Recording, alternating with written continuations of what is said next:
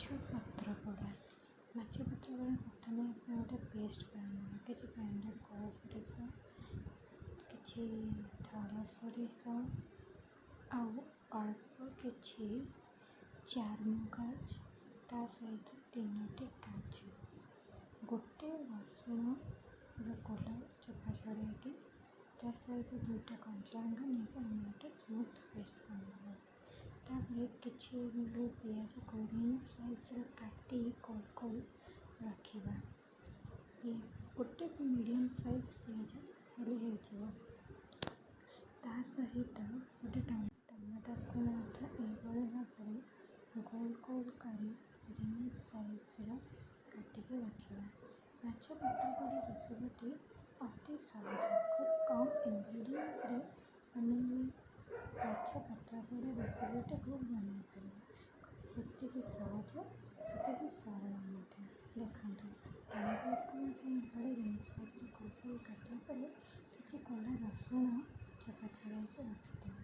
ଆଉ କିଛି କଞ୍ଚା ଲଙ୍କା, ତାକୁ ଆପଣ ଗୋଟା ଗୋଟେ ବ୍ୟବହାର କରିପାରିବେ। ଆମର ଟିକେ କମ୍ ଲଙ୍କା ଦରକାର, ସେଥିପାଇଁ ଆମେ ଫାଳ କରିକି ନେଇଥିଲୁ। ଆପଣ ଚାହିଁଲେ ଗୋଟେ ଲଙ୍କା ମଧ୍ୟ ବ୍ୟବହାର କରିପାରିବେ। ତାପରେ ଆମେ ସେଇ ମାଛଟାକୁ ମ୍ୟାରିନେଟ୍ କରିବା। ପ୍ରଥମେ କିଛି ମାଛକୁ ଧୋଇ ସଫା କରି ହଳଦୀ ଗୋଳେଇକି ରଖିଦେଇଥିଲି।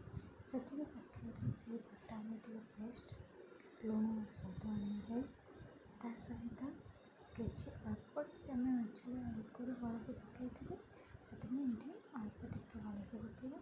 ତା ସହିତ ପକାଇକି 2-3 ଚାମଚ ବସା ଦହି ପକାଇକି ତାକୁ ଗୋଟେ ଘାଣ୍ଟି ଦେଇକି ଭଲସେ ମିକ୍ସ କରି ରଖିଦେବା।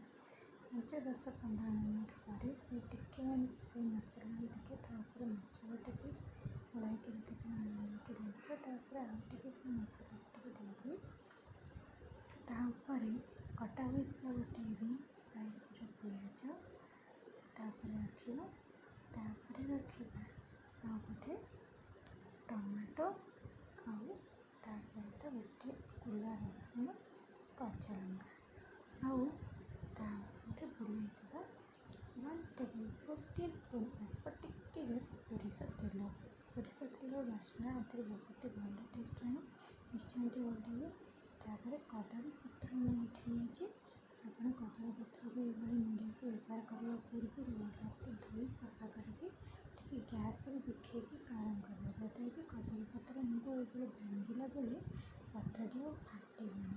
ଗ୍ୟାସ୍ରେ ଏମିତି ଚାରିଆଡ଼େ କରିକି ଟିକେ ବୁଲେଇକି ପତ୍ରଟିକୁ ସେକିଦେଲେ ନରମ ହେଇଯିବ ଆଉ ଏମିତି ବୁଲେଇକି ଭାଙ୍ଗିକି ମୋଡ଼ିଲା ବେଳେ ସେ ଆଉ ଫାଟିଯିବନି। ତାପରେ ଗୋଟେ ସୂତା ସାହାଯ୍ୟରେ ସେ ବାନ୍ଧାଟିକୁ ଭଲସେ ବାନ୍ଧିଦେବା। କଦଳୀ ପତ୍ରର ପୋଟଳଟା ଅଞ୍ଚଳ ଭଲସେ ବାନ୍ଧିଦେବା।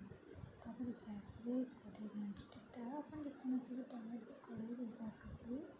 ଏଭଳି ରଖିକି ମୁଁ ଗୋଟେ ଫ୍ରାଇଂ ପ୍ୟାନ୍ ନେଇଛି, ଅଳ୍ପ ଟିକେ ଜଷ୍ଟ ତେଲ ଦେଇଛି, ପତ୍ର ଗୁଡ଼ା ଲାଗିବନି ବୋଲି। ତା ଉପରେ ଏମିତି ବାନ୍ଧିକି ଗୋଟିଏ ମାଛ ପିସ୍ ଦେଇକି ଏମିତି ବାନ୍ଧିକି ରଖିଦେବେ। ଏହାକୁ ପୁରାପୁରି ଏମିତି ଉଲଟେଇ ପଲଟେଇ 15-20 ମିନିଟ୍ ପର୍ଯ୍ୟନ୍ତ ଭାଜିବେ ବା ସେକିଲା ପରେ ଆପଣଙ୍କର ଭିତର ମାଛ ଗୁଡ଼ାକ ବହୁତ ସୁନ୍ଦର ଭାବରେ ସିଝି ଯାଇଥିବ ସେଇ ଆମେ ଦେଇଥିବା ମସଲାରେ। ଦେଖନ୍ତୁ, ମାଛଟି କେତେ ସୁନ୍ଦର ନରମ ଭାବରେ ସିଝିଯାଇଛି ଆଉ ମାଛ ଭିତରେ ସବୁ ମସଲାର ଟେଷ୍ଟ ପଶିଯାଉଛି। ସେଥିପାଇଁ ଆପଣ ଖାଇଲେ ବହୁତ ଟେଷ୍ଟ ହେବ।